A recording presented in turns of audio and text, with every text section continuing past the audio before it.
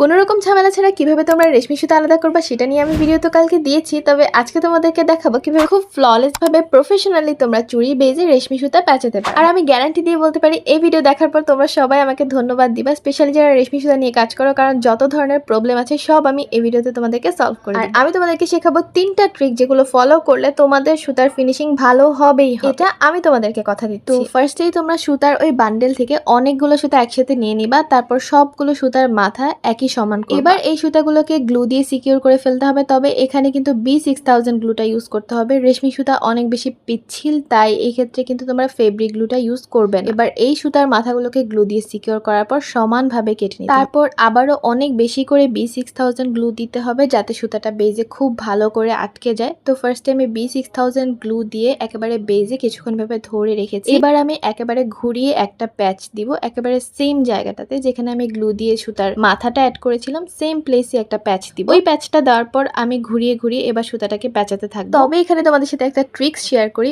অনেকেই সুতার একটা মাথা সিকিউর করার পর একেবারে লাস্ট মাথাতে গ্লু অ্যাটাচ করে, তবে আমি তোমাদেরকে বলবো যে পুরো সুতা তুমি যখন রাউন্ড করে করে ঘোরাবে তার মাঝে মাঝে একটু একটু করে ফেব্রিক গ্লু তুমি অ্যাড করে দিতে পারো, খুব বেশি না, অল্প একটু করে দিলেই হবে। এতে করে তুমি যখন সুতাগুলো প্যাচাবে তখন ওই জায়গাটাতেই কিন্তু সুতাগুলো স্টিক থাকবে, নড়ে যাবে না প্লেস। এবার আমি তোমাদের সাথে আরেকটা হ্যাক শেয়ার করবো, সেটা হচ্ছে তুমি যখনই সুতাগুলো প্যাচাবে খুব বেশি প্রেসার দিয়ে টেনে তারপর সুতাগুলোকে তুমি প্যাচাবে। মানে সুতা প্যাচানোর কাজটা কিন্তু একদমই আলতো হাতে করা যাবে না, অনেক বেশি প্রেসার দিতে হবে। তুমি যত বেশি প্রেসার হাতে দিয়ে সুতাটাকে টেনে আবার ঘুরাবে তোমার সুতা তত বেশি ফিট হয়ে তোমার বেজের মধ্যে বসে যাবে। আর এই কাজটা কিন্তু একটু ধৈর্য নিয়ে করতে হবে, চুড়ি বানানো অনেক ধৈর্যের একটা কাজ। এবার আসি রেশমি সুতার একেবারে ইম্পর্টেন্ট একটা পার্টে, যেটা অনেকেই ভুল করে, সেটা হচ্ছে লাস্টের এই প্যাচটা দেওয়ার ক্ষেত্রে অনেকে এই জায়গাটাকে অনেক বেশি মোটা করে ফেলে, গ্লুর স্টেইন দেখা যায়। তো তোমরা দেখো আমি জিনিসটা কিভাবে করি। এই জায়গায় সুতা দিয়ে কিন্তু তুমি একবারই প্যাচ দিবে, বারবার প্যাচ দিবে না, এক্সট্রা সুতাগুলো কেটে ফেলে দিবে। আর গ্লুটা অ্যাড করার পর অনেকক্ষণ এভাবে চেপে হাত দিয়ে ধরে রাখবে যাতে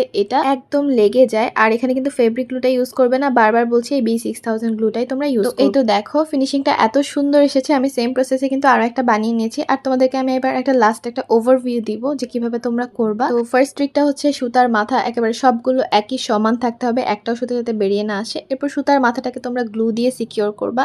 সিকিউর করার পর এভাবে রাউন্ড রাউন্ড প্যাচ দেওয়ার সময় অনেক বেশি প্রেসার দিয়ে তোমরা সুতাটাকে ঘোরাবা। খেয়াল করবা যাতে সুতাগুলো অনেক স্ট্রংলি তোমার বেজে বসে, তাই যতটুকু প্রেসার দেওয়া সম্ভব আর একটু আস্তে আস্তে করতে হবে। আর এর মাঝে মাঝে কিন্তু একটু করে ফেব্রিক গ্লু অ্যাড করে দিবা, তাহলে সুতা তোমরা যে জায়গাতে প্যাচাবা সেখান থেকে কিন্তু একদমই সরে যাবে না। আর রেশমি সুতার ফিনিশিং এর সবচেয়ে বেস্ট পার্ট হচ্ছে লাস্টের পার্টটা, এটা খুবই কেয়ারফুলি করতে হবে। একটা মাত্র প্যাচ দিবা আর তোমরা গ্লুটা আমি ঠিক আগে যেভাবে দেখিয়েছি সেভাবে তোমরা গ্লুটা অ্যাড করবা, যাতে কোনোভাবে জোড়া না বোঝা যায় বা ওই জায়গাটা উঁচু না লাগে। তো দেখো আমার সবগুলো চুড়ি আমি সেম প্রসেসে বানিয়ে ফেলেছি, আমি আর তোমাদেরকে সেম টিউটোরিয়াল দিয়ে বোর্ড করব না। সবগুলো চুড়ির ফিনিশিং এত বেশি সুন্দর এসেছে, আর তোমার চুড়ির ফিনিশিং যত সুন্দর আসবে তোমার চুড়ির ফাইনাল আউটকামটা তত বেশি সুন্দর আসবে।